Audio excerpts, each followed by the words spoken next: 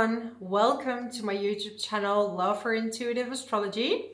So today I'll talk about the year of 2025 for the sign of Scorpio. So this is for everyone who has their sun, their moon or their rising sign in Scorpio. But I would recommend you especially to watch this video for Scorpio rising and Scorpio sun, okay? And we're gonna have a lot of shifts this year, okay? A lot of planets are shifting and moving. And I'm going to explain to you in which house, what it means. And I'm also going to explain the best months for your career, for travel, for love, and all that stuff, okay? So stay tuned. It's gonna be a pretty good year, but also there are gonna be a lot of lessons and a lot of shifts. So let's start. And we're starting this year with Mars retrograde, okay? And it will start off in the sign of Leo and it will shift in the sign of Cancer. And on the 23rd of February 2025, it will station direct. So when we look at the planet of Mars, it wants to take initiative, it wants to go fast, and it wants to make a lot of things happen. So when it's in Leo, it's going to be in your 10th house. So there might be some frustrations when it comes to work, okay? And everything that was boiling up or things that were unfinished or need some revision and need some review, it's going to be brought up at the beginning of this year, okay? So you're going to optimize everything. You're going to handle those frustrations, the anger towards a specific work situation or work project that could be coming up. And it could also be related to a certain purpose, like if you are not working, for example, but just in general, the direction your life is going, there might be a little bit of a frustration happening. And this will be brought up for you to let go or to solve, okay? So it's never negative. It's always something that can be turned into something positive. Because if we don't even know we're angry or frustrated with something, how can we make changes? Because in life, we are always evolving, we are always changing. So just pay attention to that. Then we're done with Mars retrograde and we're going to have Venus retrograde from the 1st of March up until the 12th of April. It will start in the sign of Aries. And Aries for you is in your 6th house. So Scorpio, again, we're going to look into your work situation. Work with your colleagues, work that you've done. So it's really going back to a lot of things that you've done and that maybe is not completely finished, okay? That needs some finishing touch. The 6th house is also related to your health. And literally Venus is your heart. So anything with your heart, go to the doctor, okay?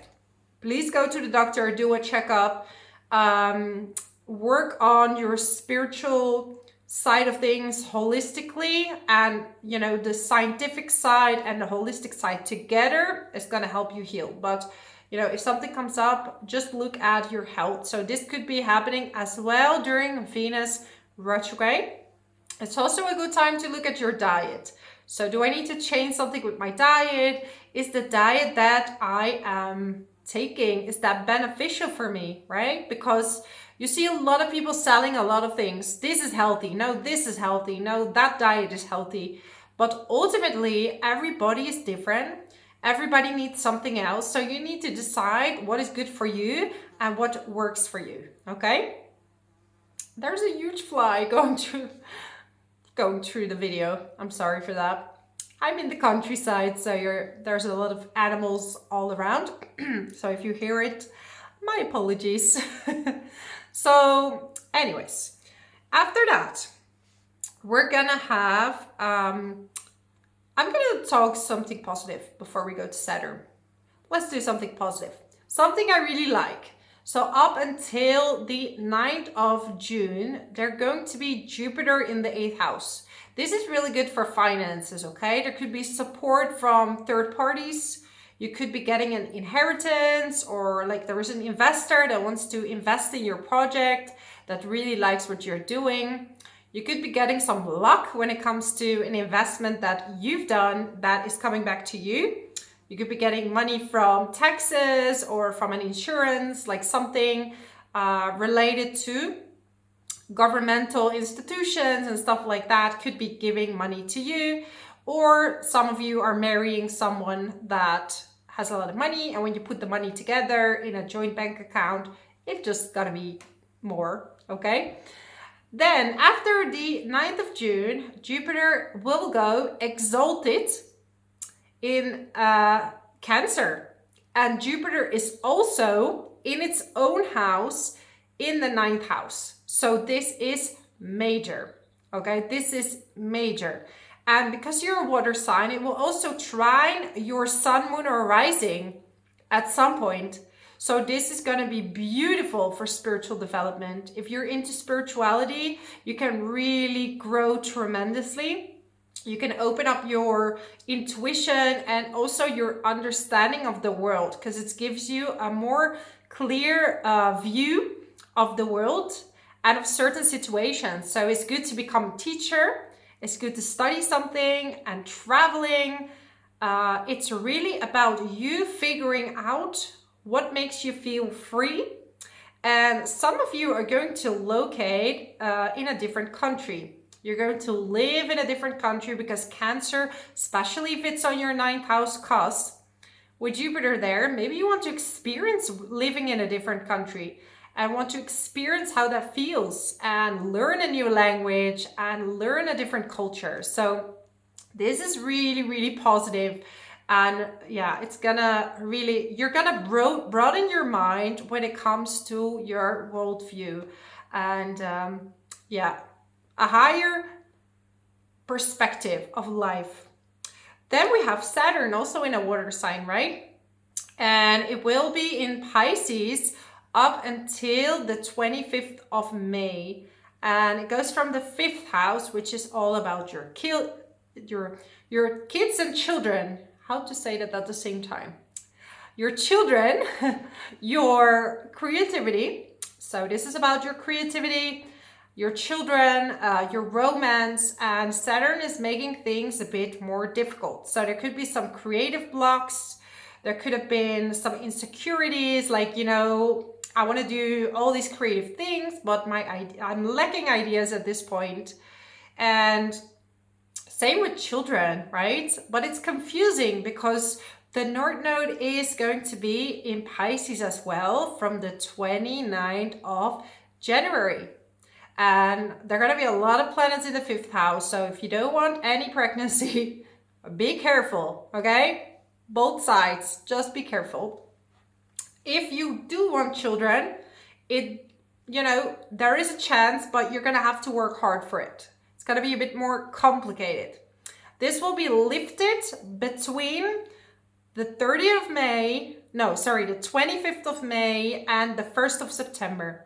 After the 1st of September, Saturn is going back into Pisces, but then it's gonna move back into Aries in February 2026.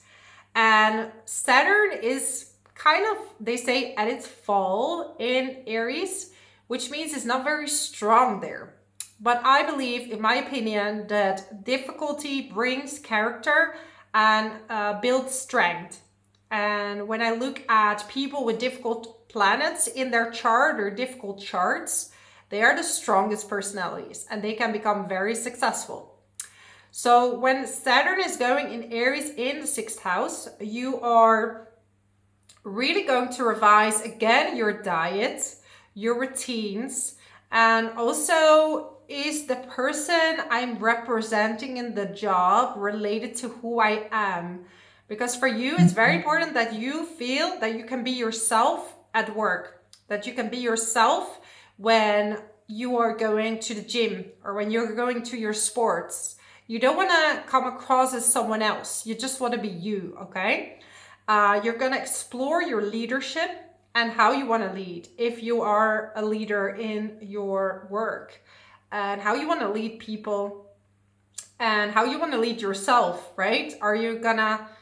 How authentic are you in where you are at? So you're going to explore a lot about your identity and also related to your body, right? Like, who do I want to represent? Like, what is your body type that you're going to feel comfortable with? Are you eating too little, too much? Are you eating unhealthy, right? And what is the body type that you feel beautiful with and comfortable with? And are you loving your body? And if not, what are you going to do about it? So these subjects will be coming up, and it's really important to check your health if you have to. Okay. Neptune will also go in the sign of Aries on the 30th of May. And these two planets, Saturn and Neptune, are gonna dance around each other for most of the year. And this will be related to work and your creativity. And Neptune on its own is foggy. So if you have this in your routines and in your work and you have to focus, this could be difficult. But because Saturn is there, it's going to ground you. So it's going to ground your spirituality. It's going to ground your vision. So whatever it is that you would like to achieve spiritually, or what is your ultimate dream when it comes to work or body, Saturn is going to ground it. You're going to make a good plan to make that all happen. Okay. The 7th of July, Uranus is moving in the sign of Gemini. Gemini for you is in the 8th house, okay? So there might be some unexpected things shifting in your income. And this might have to do with, again, third party money. So money that comes from different sources outside of what you're earning yourself. And it could be that you're finding very original ways to invest money, right? Very out of the box situations. This could even be like very simply cryptocurrency or things like that. But Uranus makes things unexpected. So it could give you a lot of money unexpectedly, or it could go out. There's no way to predict it because Uranus is unpredictable and it does what it wants. It's a lightning, right? You're struck by lightning. At the same time, because the 8th house is very about spirituality and the occult, it might trigger also a Kundalini awakening. Now, that is very scary for some of you, but you don't have to be scared, because if you do this in a natural way, your body knows when you're ready to receive that, okay? So the more you're working on your chakras and opening the channels, then the Kundalini energy is free to go up, and it will not cause any of those scary traits. It will only be caused if it comes too early, when you're not ready, when you're doing techniques to do shortcuts. And, this is my opinion. Everybody has to do what they want to do, but you have to listen to your own intuition, because that will tell if you're ready and when you're ready and all these things. So there might be some interest for you as well in the spiritual realm. So numerology, astrology, and maybe you want to explore different religions as well this year, different belief systems. And you have to choose something that really fits with you, right? I cannot tell you, like, everybody's different. And, religion or belief system or spirituality should be something that you feel good with, and that there is, a lot of love with. And we cannot say this is right, this is wrong. It's ultimately belief, okay? And so you're going to explore all these different fields. Pluto is going to be your 4th house. So there's a lot of changes happening in your home situation, your family situation. And before things are being resolved, it shows you extremes, because Pluto is bringing up all the subconscious, the unconscious from the underworld. So everything that was like in a danger hidden is gonna be revealed to you, okay? And this is for you so it's gonna exaggerate your lessons. So you can really not you cannot escape from Pluto and its lessons, because it's gonna be in your face. It's gonna be in your face. So whatever pattern you need to break regarding family, regarding maybe your friends that you see as family, because Aquarius is also about friends. You're gonna have to face that. Do you have too much electricity in your home? You know, some people are gonna go extreme on like electronics in their house. And then later they are like, oh no, actually this is wrong. I'm gonna be a minimalist. This is Pluto. I'm gonna first be like, have this very luxury electronics, everything functioning that way. And then I'm like, no. I tried this, it's not working. I'm gonna minimalist. After a few years, you're like, you know, I need a bit of luxury and I need a bit of minimalism. And you find your balance. And this is what Pluto wants. It wants you to own it, but you have to experience that yourself before you can make a decision. Anyways, let's look at months for travel for Scorpio. So we have June till the end of the year, all good for travel. Insane, amazing, beautiful time for traveling if you want to travel. And Cancer is very comfortable by water. So the sea, rivers, canals, anything with water, okay? If you can't travel, you can sit in the shower in the bathtub. No, I'm just... health months, March and April, but overall the whole year is surrounded by diet and health, so huge focus on that. Then money months, November and December. Love months, February, March, April and May. Then we have career months, March, April, July and August. Okay. Honestly, money months, I could count also January up till June actually. January up till June, because Jupiter will be in the 8th house, so that can also enhance your money in some way. So I'm gonna calculate that as well. Moving months are going to be January and February, but you have Pluto in the 4th house.